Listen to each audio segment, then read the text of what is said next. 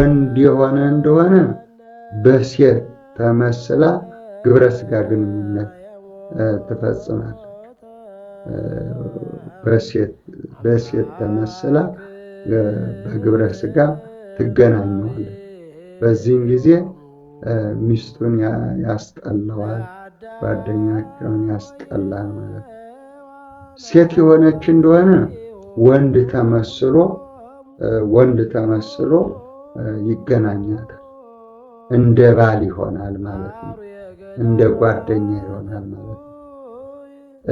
እሱ ከተገናኛቸው እሷ ከተገናኘችው የወሲብ ችግርም ያመጣል። አይነ ጥላ ማለት ስንወለድ አብሮ የሚወለድ ስናድግ አብሮ የሚያድግ ብዙ ጊዜ የሚያስቸግር ነው። ወይም በጠበል ወይ በመስቀል ጮኸ አይወጣም፣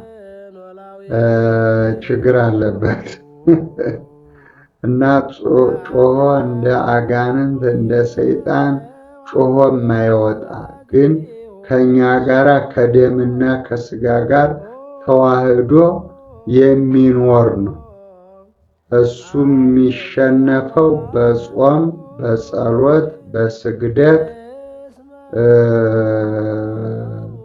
በቅባ ቅዱስና በጸሎት ይሸነፋል ማለት ነው።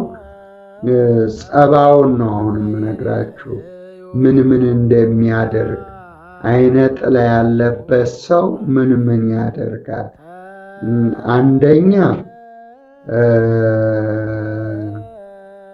በማበሳጨት ዝም ብሎ የሚበሳጨትበትን ሳያውቀው ይበሳጫል። አንድ ሰው አይነ ጥላ ያለበት ሰው ዝም ብሎ ይበሳጫል። ግን የተበሳጨበት ነገር ምንድን ነው ቢባል አይታወቅም። ግን ይበሳጫል። አዎ አንደኛው ይሄ ማበሳጨት ነው። ሁለተኛው ደግሞ ማናደድ ነው። መናደድ፣ ዝም ብሎ መናደድ፣ ከመሬት ተነስቶ ተኝቶም ቢሆን ተነስቶም ቢሆን ስራም ቦታ ቢሆን የትም ቢሆን መናደድና ቁጣኛ ይሆናል ማለት ነው። ይቆጣል፣ ይናደዳል። ለምንድን ነው እንዲህ ያደረኩት ብሎ ደግሞ ይጸጸታል። ለምንድን እንደሚናደድ፣ ለምን እንደሚበሳጭ፣ ለምን እንደሚቆጣ አያውቀውምና ስለዚህ በኋላ ግን ይሄ ነገር እንትን ሲል በጣም ይጸጽተዋል ማለት ነው። አይነ ጥላ ይሄ ነው። ሶስተኛው ደግሞ በረከት ማጣት። አሁን ገንዘብ እንይዛለን፣ አሁን ገንዘብ እንቀበላለን፣ ግን በየት ወጣ በየት ወረደ አይታወቅም። በረከት በቃ እጅ ላይ አይኖርም ማለት ነው። ያየኑን መግዛት እንወዳለን። የምናጠፋበት እጃችን ላይ ገንዘብ ሲኖር በቃ የምናጠፋበት ነገር ይፈልጋል። በቃ እንዲጠፋ እና በረከት ያሳጣል፣ ረድኤት ያሳጣል። አይነ ጥላ ይሄ ሶስተኛው የሚያደርገው ጠባው ነው። ሌላው ደግሞ አራተኛው ደግሞ የወደዱትን መጥላት። አሁን በጣም እንወዳለን፣ ግን ከደቂቃ በኋላ እንገለባበጣለን። ጥላቻ። ምክንያቱም ጓደኛ ሊሆን ይችላል፣ ባልንጀራ ሊሆን ይችላል፣ ባልንጀራ ልትሆን ትችላለች፣ ጓደኛ ልትሆን ትችላለች እና ጥላቻ ያመጣል። ደግሞ ራቅ ሲሉ ያስወድዳል፣ ቀረብ ሲሉ ያስጠላል። እና ይሄ ቀረብ ሲሉ ፍቅር አለ፣ ራቅ ሲሉ ደግሞ ፍቅር አለ፣ ቀረብ ሲሉ ጥላቻ። እና በዚህ መልክ እንደዚህ የሚያደርግ ነው ማለት ነው። ስለዚህ ጥላቻ የሚያመጣ የወደዱትን የሚያስጠላ የወደዱትን ነገር ሁሉንም ነገር በሰው ላይ ብቻ አይደለም፣ የወደዳችሁትን ነገር በቃ ያስጠላችኋል ማለት ነው። የወደዳችሁትን ነገር ያስጠላችኋል ማለት ነው። ስለዚህ ይሄ አይነ ጥላ ይባላል። አምስተኛ ደግሞ ያገኙትን ነገር ማሳጣት። ያገኙትን ነገር ያሳጣችኋል ማለት ነው። ምንም ነገር አገኛችሁ፣ ምንም ነገር ብታገኙ የመጣ እድል ጥሩ ሆኖ የመጣ እድላችሁን ያሳጣችኋል።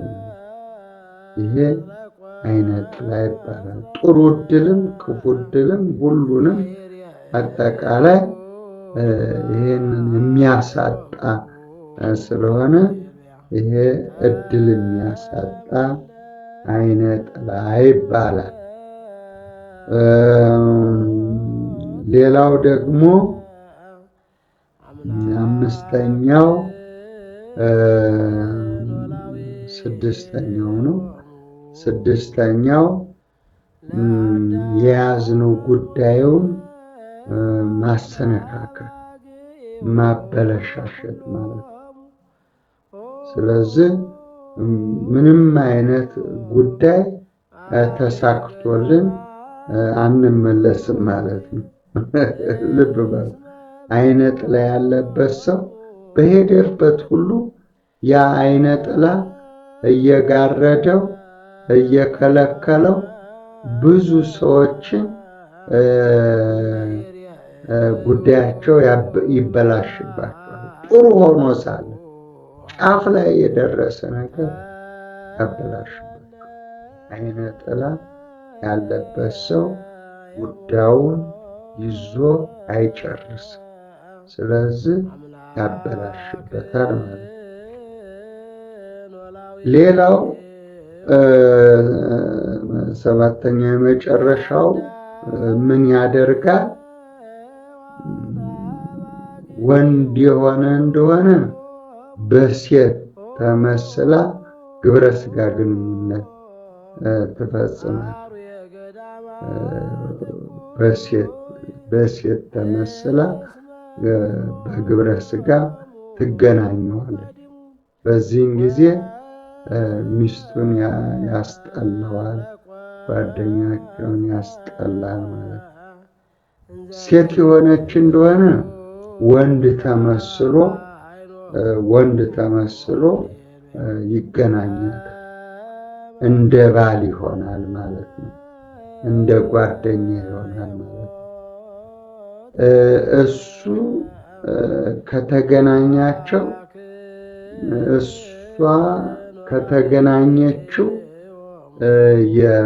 የወሲብ ችግርም ያመጣል።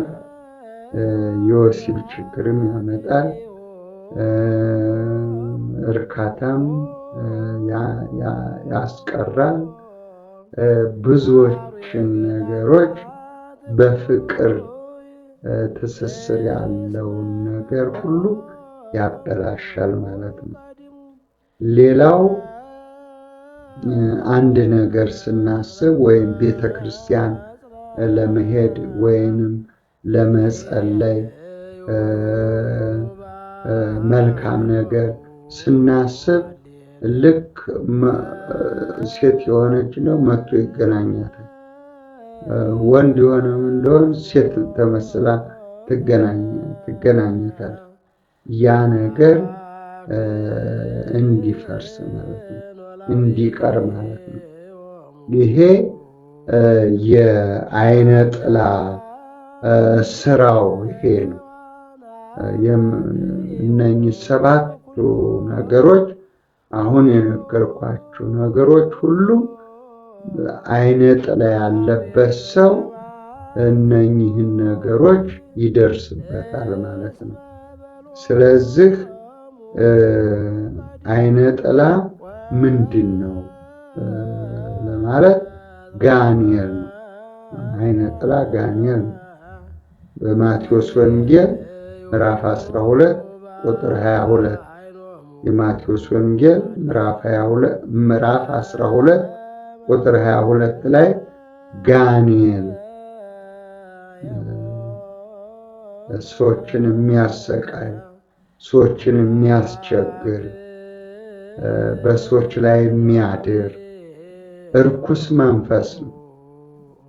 ስለዚህ ይህንን በማቴዎስ ወንጌል ምዕራፍ 12 ቁጥር 22 ላይ ተጽፎ ታገኙታላችሁ ማለት ነው። ገብቷችኋል? አዎ ገብቷችኋል? አዎ። ይሄ ዓይነ ጥላ ይባላል። ይህንን መከላከል የምትችሉት በጾም፣ በጸሎት፣ በስግደት